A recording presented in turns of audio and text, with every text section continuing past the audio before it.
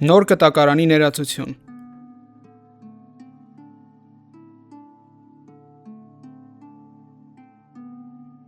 Գործք առաքելոց։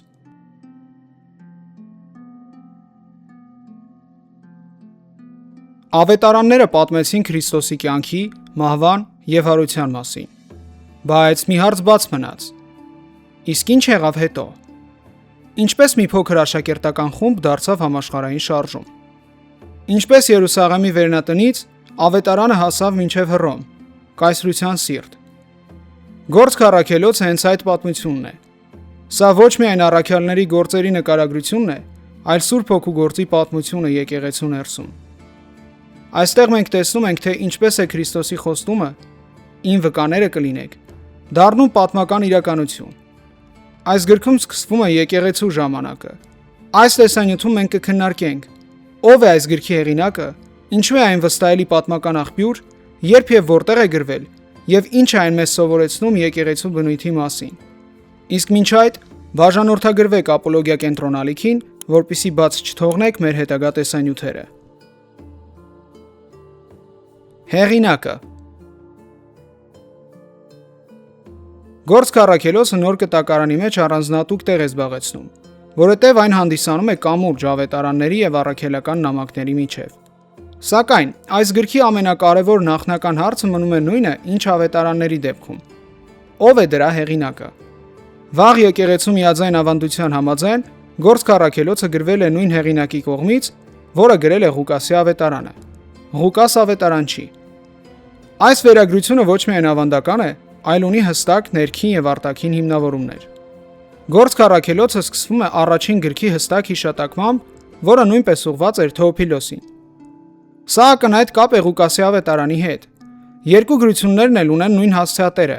նույն գրական ոճը, նույն պատմողական մոտեցումը և նույն աստվածաբանական շեշտադրումները։ Ղուկասի ավետարանը պատմում է, թե ինչ արեց Հիսուսը և ինչ ուսուցանեց։ Իսկ Գործք առաքելոցը շարունակում է ավետարանները, ցույց տալով, թե ինչ արեց Քրիստոսը Սուրբ Հոգու միջոցով իր եկեղեցու մեջ։ Բացի այդ, Գործք առաքելոցում կան այսպես կոչված մենքի հատվածներ, որտեղ հեղինակը հանկարծ անցնում է առաջին դեմքի բազմակի թվին, նկարագրելով առաքելական ճանապարհորդությունները որպես անմիջական մասնակից։ Այս հատվածները բնականաբար համապատասխանում են այն անձին, որը եղել է Պողոսի ուղեկիցը։ Իսկ Պողոսի նամակներից մենք գիտենք, որ այդ ուղեկիցներից մեկը հենց Ղուկասն էր։ Գործք առաքելոցը քրիստոնեության վաղ շրջանից ընդունվել է որպես Ղուկասի գործ։ Իրինեոս Լեոնացին բացահայտ կերպով կապում է գործքը Ղուկասի հետ, նշելով, որ Պողոսի ուղեկից Ղուկասն է շարադրել առաքյալների գործերը։ Նույն վկայությունը հանդիպում է նաև այլ հայրերի մոտ, տարբեր աշխարհագրական կենտրոններում։ Սա կարևոր է, որովհետև ցույց է տալիս, որ վերագրությունը տեղային կամ ուշ ավանդություն չէ, այլ լայնորեն տարածված և կայուն հիշողություն։ Ինչպես նաև, Գործք առաքելոցի հեղինակը ունի մի շարք հատկանիշներ։ Նա կրթված է, տիրապետում է հստակ հունարենին, հետաքրքրված է պատմական մանրամասներով, սերտ կապ ունի Պողոսի ծառայության հետ և ունի համաշխարհային տեսլական եկեղեցու մասին։ Այս նկարագիրը լիովին համապատասխանում է Ղուկասի կերպարին։ Նա ոչ միայն Պողոսի ուղեկիցն էր, այլ նաև կրթված մարդ, որը կարող էր պատմությունը ներկայացնել կարգավորված և մտածված ձևով։ Գործք առաքելոցը նույն շեշտադրումն ունի, ինչ Ղուկասի ավետարանը՝ համամարտկային փրկություն, Սուրբ Հոգու կենտրոնական դեր, աղոթքի և առաջնորդության կարևորություն, ինչպես նաև եկեղեցու տարածումը դեպի հեթանոսական աշխարհ։ Այս շարունակականությունը դժվար է բացատրել, եթե գրքի հեղինակը լիներ մեկ այլ անձ, առանց Ղուկասի նույն մտածողության։ Այսպիսով, Գործք առաքելոցը պետք է դիտարկել ոչ թե որպես առանձին գիրք, այլ որպես Ղուկասի ավետարանի երկրորդ հատոր։ Այն գրվել է այն մարդու կողմից, որը ապրել է առաքելական շարժման ներսում, տեսել է ավետարանի տարածումը և ցանկացել է ցույց տալ, թե ինչպես է Քրիստոսի գործը շարունակվել Սուրբ Հոգու միջոցով։ Այսպիսով, Գործք առաքելոցը կրում է ոչ միայն պատմողի ձայնը, այլ ականատեսի մասնակցությունը։ Եվ հենց այս հանգամանքն է նրա պատմական և աստվածաբանական վավերականության հիմքը։ Գրքի վավերականությունը։ Գործք առաքելոցը լի է տեղագրական, քաղաքական և մշակութային մանրամասներով։ Հեղինակը նշում է քաղաքների անուններ, պաշտոնյաների տիտղոսներ, ծովային ուղիներ, դատական ընթացակարգեր և վարչական կառուցվածքներ։ Ժամանակակից պատմագիտական ուսումնասիրությունները բազմիցս ցույց են տվել, որ այս տվյալների մեծ մասը ճշգրտորեն համապատասխանում է առաջին դարի իրականությանը։ Հատկապես կարևոր է այն փաստը, որ հեղինակը չի ներկայացնում առաքյալներին իդեալականացված կերպարներով։ Գործքում տեսնում ենք ներքին վեճեր, անհամաձայնություններ, օրինակ Պողոսի եւ Բարնաբասի բաժանումը, ինչպես նաև քարոզչության ընթացքում ձախողումներ եւ դժվարություններ։ Սա պատմության ազնվության նշան է։ Հորինված հերոսապատումը սովորաբար չի ընդգծում նման դրվագներ։ Բացի այդ, մենքի հատվածները ցույց են տալիս անմիջական մասնակցություն որոշ ճանապարհորդություններին։ Այս լեզվական անցումները բնական են ականատեսի համար, բայց դժվար բացատրելի ուժ խմբագրական կառուցվածքի դեպքում։ Երկրորդ դարի եկեղեցական հեղինակները Գործք առաքելոցը ճանաչում են որպես կանոնական եւ առաքելական գրություն։ Իրինեոս Լեոնացին բացահայտ կերպով վկայում է, որ Ղուկասը շարադրել է առաքյալների գործերը որպես Պողոսի ուղեկից։ Նույն կերպ Կղեմես Ալեքսանդրիացին եւ այլ հայրեր ընդունում են Գործքը որպես վստահելի պատմական աղբյուր։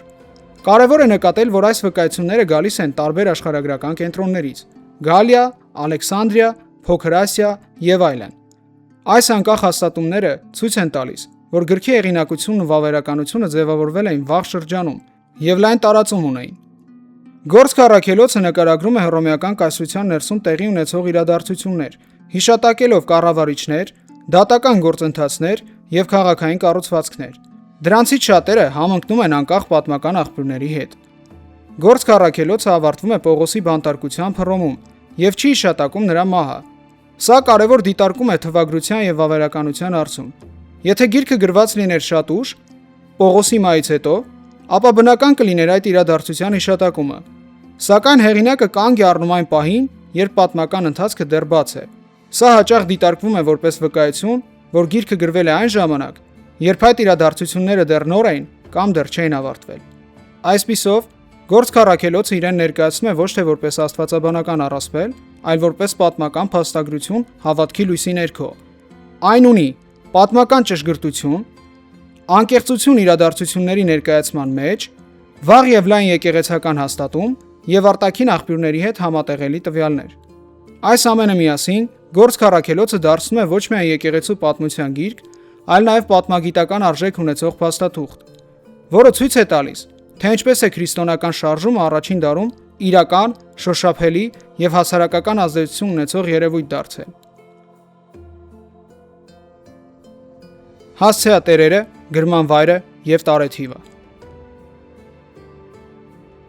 Գործք առաքելոցը, ինչպես եւ Ղուկասի ավետարանը, ուղղված է նույն անձին՝ Թեոփիլոսին։ Գրքի առաջին նախադասությունները հստակ հիշատակում են առաջին գիրքը, որը նույնպես հասցեագրված էր նրան։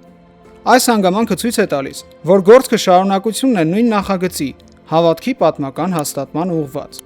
Թեոփիլոսի մասին արդեն խոսել ենք Ղուկասի ավետարանի շրջանակում։ Այստեղ եւս նրա անունը հանդես է գալիս որպես կոնկրետ հասցեատեր։ Հարգալից ձևակերպումը ենթադրում է, որ նա հավանաբար եղել է կրթված եւ հասարակական դիրք ունեցող մարդ հելենիստական միջավայրում։ Սակայն Գործք առաքելոցում նրա դերը ավելի խորը իմաստ է ստանում։ Եթե ավետարանում Ղուկասը ներկայացնում էր Քրիստոսի կյանքը, ապա այստեղ նա ցույց է տալիս, թե ինչպես է այդ կյանքը շարունակվում եկեղեցու մեջ։ Այսպիսով, Թեոփիլոսը դառնում է այն ընթերցողի կերպարը, որը ցանկանում է հասկանալ, արդյոք քրիստոնեական հավատքը ունի պատմական հիմք եւ հասարակական իրականություն։ Թեև գիրքը ուղղված է կոնկրետ անձի, նրա բովանդակությունը ակնհայտորեն գերազանցում է անհատական հետաքրքրությունը։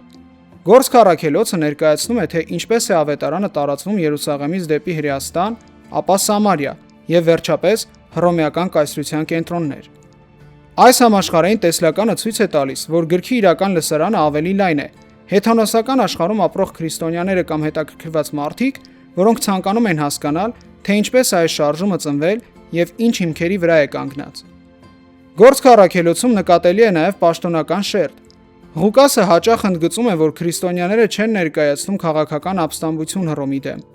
Պողոսի դատավարությունները բազմիցս ավարտվում են այն եզրակացությամբ, որ նրա դեմ իրավական մեղադրանք չկա։ Սա կարող է վկայել, որ գրքի հասցեատերերից մեկը նաև հելենիստական կամ հռոմեական միջավայրում գտնվող հասարակությունն էր,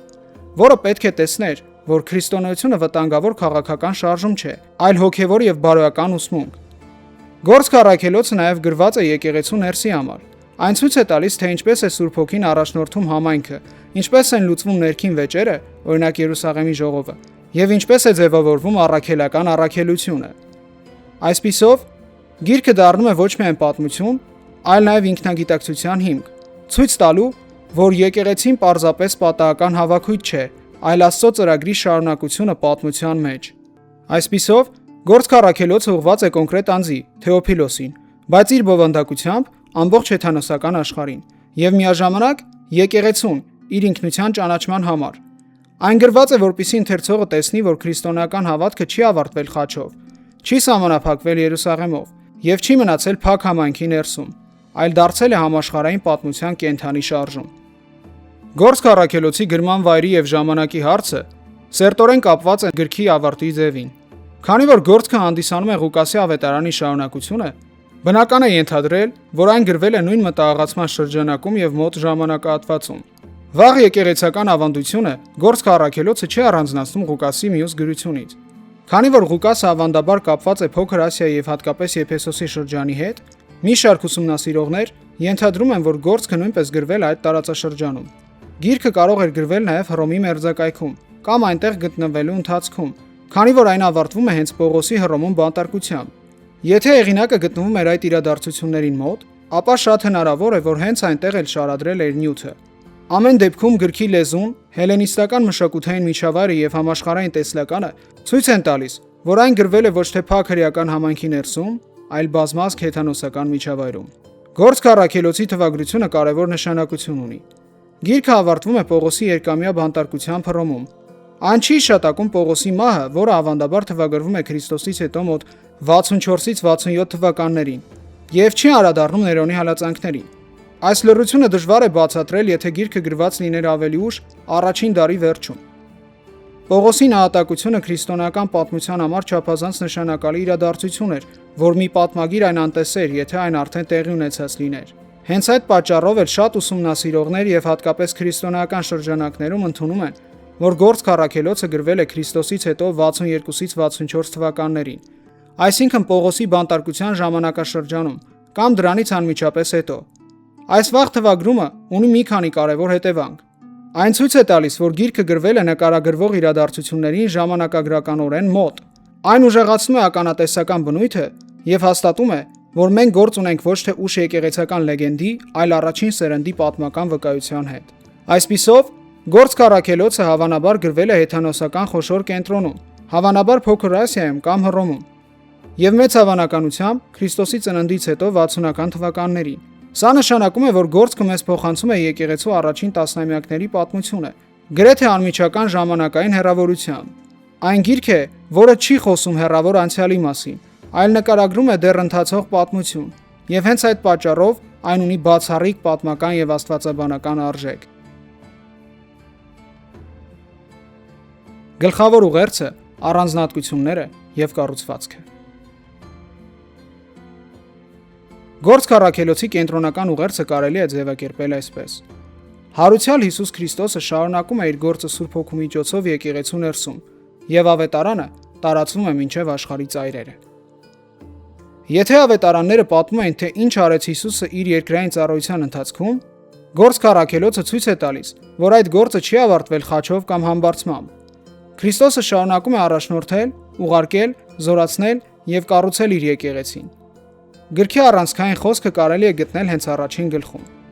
Բայց ձեզ վրա Սուրբ Հոգու իջնելով զորություն կստանաք եւ Երուսաղեմում, Սամարիայում ու աշխարհի բոլոր ծագերում ինձ վկաներ կլինեք։ Սա ոչ միայն խոստում է, այլ ամբողջ գրքի կառուցվածքային բանալին է։ Գործք առաքելոցը ներկայացնում է Քրիստոսի խոստման իրականությունը պատմության մեջ։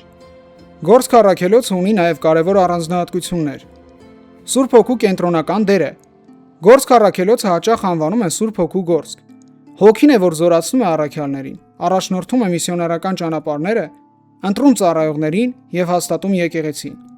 Սա ցույց է տալիս, որ եկեղեցին մարդկային նախաձեռնություն չէ, այլ աստվածային առաջնորդության արդյունք։ Պատմական կոնկրետություն է։ Գիրքը լի է աշխարհագրական, քաղաքական եւ մշակութային տվյալներով։ Սա նրան տալիս է պատմական փաստագրության բնույթ։ Քրիստոնեական հավատքը ներկայացում է ոչ թե առասպելական տարածքում, այլ իրական հռոմեական կայսրության ներսում, իրական իշխանությունների առաջ։ Եկեղեցու ներքին եւ արտաքին պայքարը։ Գործք առաքելոցում մենք տեսնում ենք եւ ներքին վեճեր, օրինակ հեթանոսների ընդունման հարցը, եւ արտաքին հալածանքներ։ Սա ցույց է տալիս, որ եկեղեցու աճը չի եղել հեշտ կամ առանց հակադրության, այլ անցել է փորձությունների միջով։ Համաշխարհային տեսլականը։ Գործք առաքելոցը ավարտվում է Հռոմում։ Սա խորհրդանշական է։ Ավետարանը հասել է կայսրության կենտրոն։ Քրիստոնեությունը ներկայացվում է որպես համամարտկային շարժում, այլ ոչ թե պարզապես տեղական ուսմունք։ Ըստ կառուցվածքի գործք առաքելոցը կարելի է բաժանել 3 մասի։ Մաս առաջին՝ համբարձումը, հոգեգալուստը, առաջին քարոզները, առաջին հալածանքները եւ Ստեփանոսի նահատակությունը։ Այս հատվածում ձևավորվում է եկեղեցու հիմքը։ Սուրբ Հոգու գալուստը դառնում է նոր դարաշրջանի սկիզբ։ Եկեղեցին սկսում է վկայել եւ հենց սկզբից բախվում հակադրության։ Մաս երկրորդ՝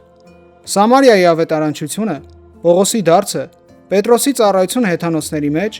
Երուսաղեմի եկեղեցական ժողովը։ Այս մասում ավետարանը դուրս է գալիս զուտ հրեական շրջանակից։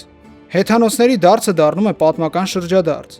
Եկեղեցին հասկանում է, որ Աստծո ծրագիրը համամարտկային է։ Մաս երրորդ՝ Պողոսի առաջին եւ երկրորդ միսիոներական ճանապարհորդությունները, Եվրոպա մուտքը, Երուսաղեմում նրա ձերբակալությունը, դատավարությունները եւ Հռոմում բանտարկությունը։ Այս վերջին հատվածում ամբողջական շեշտը դրվում է Պողոսի ծառայության վրա։ Ավետարանը հասնում է կայսրության կենտրոն՝ Հռոմ, եւ գիրքը ավարտվում է բաց ավարտով։ Կարծես պատմությունը դեռ շարունակվում է։ Գործք առաքելոցը մեզ ցույց է տալիս, որ քրիստոնական հավատքը փակված էջ չէ։ Այն սկսվեց առաջին դարում եւ շարունակում է ապրել մինչ օրս։ Եկեղեցին ծնվեց վախեցած աշակերտների փոքր խմբից, բայց Սուրբ Հոգու զորությամբ դարձավ համաշխարհային շարժում։ Եվ այդ շարժման հիմքում ոչ քաղաքական ուժ կար եւ ոչ էլ ռազմական հաղթանակ, այլ հարուցյալ Քրիստոսի վկայությունը։ Գործք առաքելոցը ավարտվում է, բայց պատմությունը չի ավարտվում։ Այն բաց է մնում յուրաքանչյուր սերնդի համար, որովհետև Քրիստոսի գործը շարունակվում է այնտեղ, որտեղ կան մարդիկ, որոնք պատրաստ են լինել նրա վկաները։ Գործք առաքելոցը մեզ կանգնեցնում է մի պատմության առջև, որը չի ավարտվում գրքի վերջին գլխով։ Այն սկսվում է համբարձմամբ, շարունակվում է Սուրբ Հոգու գալստով եւ վերածվում է համաշխարհային շարժման, որը փոխում է պատմության ընթացքը։ Այս գրքում մենք տեսանք, որ եկեղեցին մարդկային նախաձեռնություն չէր միայն, այն ծնվեց աստվածային զորությամբ։ Վախեցած աշակերտները դարձան համարձակ վկաներ։ Փակ վերնատունը դարձավ բաց հրապարակ, իսկ Երուսաղեմի սահմանները բացվեցին մինչև աշխարհի ծայրերը։ Մենք դիտարկեցինք գրքի հեղինակությունը որպես Ղուկասի շարունակական վկայություն, նրա պատմական վավերականությունը, վաղ թվագրության ուժեղ պրոքրիստոնեական հիմքերը եւ այն համաշխարհային տեսլականը, որով քրիստոնեությունը դուրս եկավ մեկ ժողովրդի սահմաններից եւ դարձավ բոլորի համար հռչակված փրկություն։ Գործք առաքելոցը մեզ սովորեցնում է 3 մեծ ճշմարտություն։ Քրիստոսի գործը շարունակվում է։ Սուրբ Հոգին առաջնորդում է եկեղեցին եւ ավետարանը նախատեսված է ամբողջ աշխարհի համար։ Գիրքը ավարտվում է Հռոմում, բայց ոչ եզրափակված հաղթանակով, ոչ էլ ողբերգական պարտությամբ, այլ բաց ավարտով։ Դա հիշեցնում է, որ պատմությունը դեռ շարունակվում է։ Եկեղեցին շարունակում է քայլել, վկայել եւ ապրել նույն հոգու զորությամբ։ Եվ հենց այստեղ է գործք առաքելոցի ամենախորը պատգամը։ Քրիստոնեությունը անցյալի պատմություն չէ, այն ներկա իրականություն է, եւ այդ պատմության շարունակությունը կախված է յուրաքանչյուր սերնդից, որը պատրաստ է լինել Քրիստոսի վկա։